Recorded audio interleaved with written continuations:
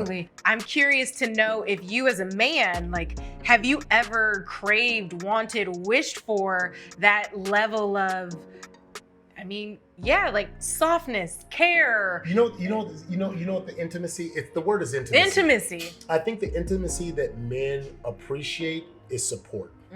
We support each other in different ways. So I say it looks very different. And so I think to look at it through, a quote unquote feminine lens and say it should be like this. But no, we show up differently for each other. Like I could sit there next to my boy and he's going through a hard time and just being there, it says more. Like even like I think, I poke fun at the relationship my wife and I have, like the way we do things are just different. It doesn't make mine wrong or yours better or vice versa. It's just we're doing it differently. So for my boys, like, yo, what's up, man? Hey, I see you, man. You're doing your thing, man. Keep it up. Let me know if I can be there for you, man. I'm gonna show up and support. Like, man, that means a lot. What we hear, if I were to translate it, it would be, man, I love you, man. You're doing your thing. There's so much behind that. We just say less. We're very simple beings. Like, we say less. I don't have to, like, my wife is like, well, you didn't follow up with this question and you didn't follow up with that question. I'm like, with guys, we can say like very little and we can fill in the blanks. We can we have a unique ability to fill in the blanks. Okay, so I hear you. Okay, but you don't agree. I do not. Okay, because here's my thing. Tell me why. Y'all, I agree, amongst your own, men with men. Y'all fill in the blanks, you speak each other's language, fine. I think that sometimes men, did Crystal teach you this? I feel seen and heard right now. Okay, I'm listening. I'm engaged. I know, I hear it and I appreciate it. I think men filling in the blanks for women, like we don't want you to necessarily fill in the blanks. We want you to ask us to fill in the blanks. Like if I tee you up with, oh, I really had a hard day at work today. Okay, now stop.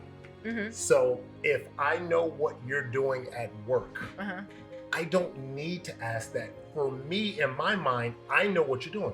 You've got all these things. You got this show over here, you got that show, and I can only imagine because you done told me a billion times I want to tell you this happened at work and that happened at work. So I can only like, boom, and I get it, they're like, oh wow, like, oh yeah, no, I understand that. You need anything? Like instead of, no, that's fair. Instead of going, so why was he so No, but see, that's what we want sometimes. Like I just want to rehash. And I get it. There's a certain level of efficiency that I think comes with men communicating. Extremely efficient. And I respect it, But sometimes I want to come home and talk about why work wore me out today. And it's slightly different than yesterday. And I just want to feel heard in that process, right? Like for women, I think a lot of the bonding sometimes comes in the getting it out, in the sharing, and the exchanging of information. Can I ask a simple question? Please. Why not just fill in all the blanks? Because I want you to ask me, because I want to know that you care enough to know I'm the looking details. at you. I'm talking to you. You've got my undivided attention. Just go. Like, babe, I can listen. No, that's fair. That's fair. But it's like there's something about the follow-up question, right? That makes, I think, a woman often feel like, but wait, there's more. Tell me more. Well, then what did she say? And look, I also have made peace with the fact that's women wanting men to be women in certain situations, which just isn't the case. In the same way, when a man expects a woman to be a man, like, well, I'm not. Like, I'm in my feminine right now, and I think I want to cry for a few minutes, or I want to nurture or nest or whatever it is. And so I've really gotten to a point where I embrace, and also important to note, like these terms, these definitions are so fluid and it can be applied to anyone, whether masculine, feminine, talking to a man, whatever. But if I want to be in my feminine and my softness and like embracing being a woman, I wouldn't expect a man, or I would hope that a man doesn't expect me to show up as he would. And so I've come to the place where I'm like, I can't expect a man to show up the way that I would. And I think when we as men and women embrace those differences and look at it as sort of yin and yang, as opposed to, why don't you just do what I do? Well, because I'm not you. I'm the literal opposite. We come from self-centered perspective because why? You spent X amount of years in your body as a woman. I've spent X amount of years in my body as a man. And when we come together, it's like two bodies of water crashing together, and it takes time to settle down and to settle in because those are two different. The temperature's different. It's just, it moves and behaves differently. The underground, all of the understory, the backstory, is different. And so growth is going to happen when you appreciate your partner for who they are versus what they're not. So much energy is put into what they're not, and it creates this friction. You're not this, you're not that. And what happens to a lot of men is a lot of men just check out. Yeah. They go, you know what? I'm done, because I'm damned if I do, I'm damned if I don't. You know what I mean? So you just go like, I'm not encouraged. Men get discouraged. It's like you want to feel like you're playing a game you can win. But if you feel like you're set up for failure, if it's a losing game, because nothing you ever do is good enough, is quite right enough, it's like, well, why play? Like It's if you the play curse, for points. It's the curse of masculinity. The curse of masculinity. The curse of masculinity is you're strong, you don't get discouraged, you're impenetrable, you're Superman, right? Yeah. So I can come at you any type of way, I can undermine you any type of way. And you're supposed to be able to take it, You're supposed deal to with take it. You're supposed to just take it. You know, on one side you're saying, you know, lean into your emotional side, but then on the other side, I'm attacking you like you have no emotions, right? And so I think that's where, to me, where the balance has to shift. Good. Yeah. Attacking you like you have no emotions. I'm wanting you to lean into your emotional side because I, as a woman, need that.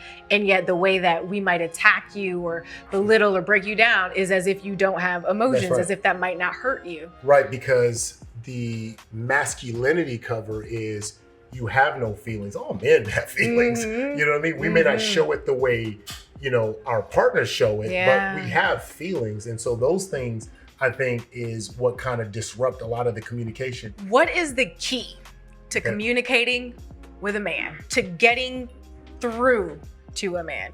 For me, like, this probably covers it all. Don't hijack your man's feelings when he expresses how he feels about a relationship. Because oftentimes in the relationship, if a man expresses how he feels, it becomes a personal thing. And then rather than him addressing and really getting down, or the woman being there to like really listen to his concern, he then flips it and starts to cater to the emotion rather than the actual feelings that he was having. So what is he being told? Essentially, is like, shut the F up. And you will that back in, and then you go like, no, I didn't mean to. And then you start playing to the emotion. And so I think the key is to emotion, because it gives the man the freedom to be able to express himself in an open way, which releases a lot, rather than, oh man, I gotta play to this and I can't say this and I can't do those little rules. They just mount up. Like, you can't say this, you can't do this. So y'all men are just out here stressed. Too much to remember, too many rules.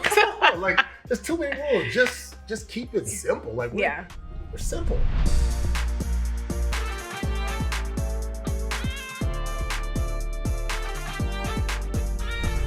What is love to you? Okay, Oprah. What is love to you? What is love? I guess it's the biblical version, because I can't see love any other way. It's peace, it's kind, it's not keeping any records of wrong. Amen. It is long suffering. Long suffering. Ideally not patience. heavy on It's suffering. patient. It's kind. Like, I think those biblical principles, I mean, to me, encompasses love, because it is a complex thing, but very simple when you look at it that way.